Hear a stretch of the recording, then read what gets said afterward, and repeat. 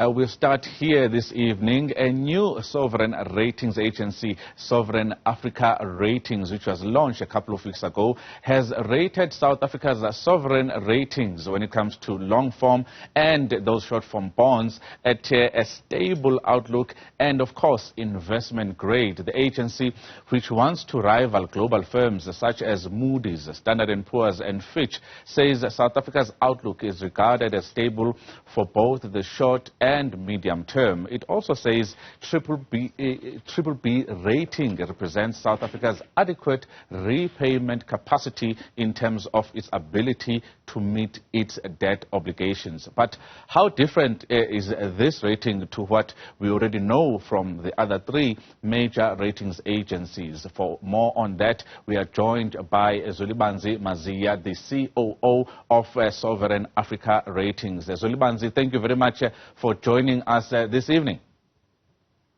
Good evening. Thank you so much for having me.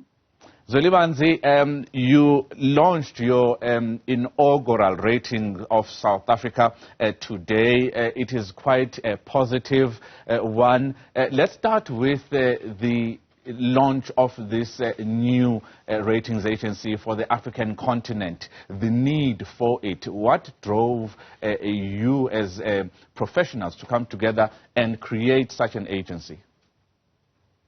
Well, in terms of the credit rating space, an additional opinion is always valuable. It is valuable for the issuers that are actually exposed to the fluctuations in pricing of the bond markets, and therefore, if there's an additional opinion in the market, it actually stabilizes the pricing on bonds. Because now the market has more information to consider in that sense. And also the fact that there's more information, that's also good for the investing community to actually have an additional opinion to consider when doing their investment research. Let's talk about this inaugural rating, quite a glowing one when you look at it and compare it to the others. The core of it, the highlights. Give us the highlights as far as the health of South Africa's fiscal space and economy is concerned, according to your first assessment. So the South African sovereign is underpinned by resilient macroeconomic and non-economic fundamentals. South Africa's trade with major trading partners bounced back post the COVID lockdown. South Africa's current account also recorded a surplus, a high one, in March 2022 as compared to last year, December. And this is attributed to improved export performance and higher commodity prices. There's quite a number of other information I can give you that's positive. You know, tax revenues improved in 2021 in the first two quarters, as well as the first two quarters of 2022. But however, there are some negatives. There are a lot of challenges that South Africa still has to deal with. You know, it's facing headwinds in terms of rising interest rates, there's the energy adequacy crisis that we have, as well as inflation. You know, there's even inflation prospects that are still upcoming. There's quite a number of negative things. We also have higher debt, and which may even increase going forward. And it was very high after the COVID-related spending in 2020 and 2021. Government guarantees and other contingent liabilities. These are the challenges that have to be dealt with. Let's talk about the difference now. You are a new kid on the block, and the other global ratings agencies have decades behind them, and they have development finance institutions around the world and locally banks that actually listen to what they have to say about the state of the South African economy and the outlook. There is a credibility gap in terms of this being an inaugural rating by Sovereign Africa Ratings. How are you bridging that gap in terms of the investors out there listen to certain sovereign ratings agencies like your Fitch, Moody's and S&P. You don't have that yet. Do you have that clientele that is looking to lend money to South Africa, or are already clients to South Africa who are actually wanting this assessment from Sovereign Africa Ratings as the first rating assessment that you've done today? Well, yes. There's always a client when it comes to research, because there are different types of investors, for example. Put it like this. Having that additional opinion can be relevant to one type of investors, but it isn't relevant to another. So now, a traditional investor who insists on having, for example, just a Fitch rating, they have a preference for a Fitch rating.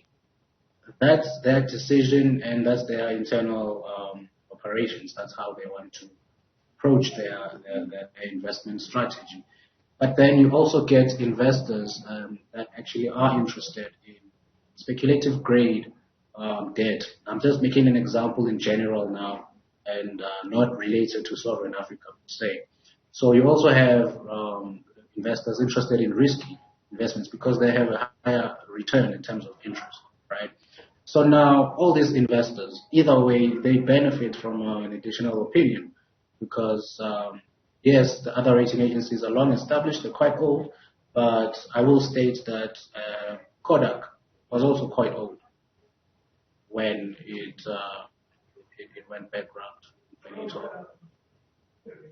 When it comes to competition out there, the BRICS bloc of nations also announced that they are actually working hard to have their own rating agency quite soon.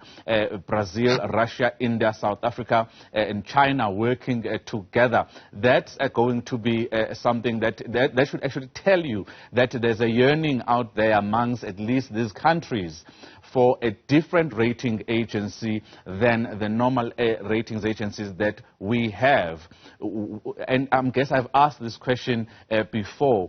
The reasons that BRICS wants their own rating agency are similar to the reasons that you have created this new rating agency. Yes, that is true.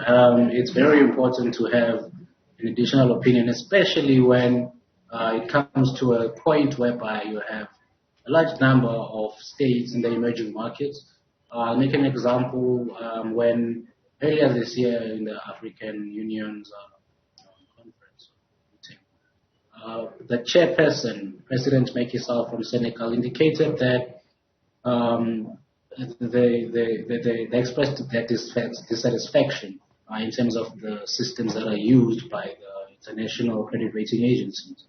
And they felt that there's a bias towards African countries. And this complaint is actually backed up by factual events as well. You find that European countries struggle, or a group of countries struggle, and these rating agencies would take a sit back and say, let's wait and see what happens before we act. However, COVID-19 happens, and before even the African states are affected, you find these rating agencies are downgrading a large number of African countries. So now the question comes back to say, okay, but why not take at least a similar approach? Seems like there is a bias. So therefore, an additional opinion is definitely needed, and it has to be credible. We intend on providing a fair and unbiased opinion in terms of creditworthiness of the emerging markets that we aim to rate.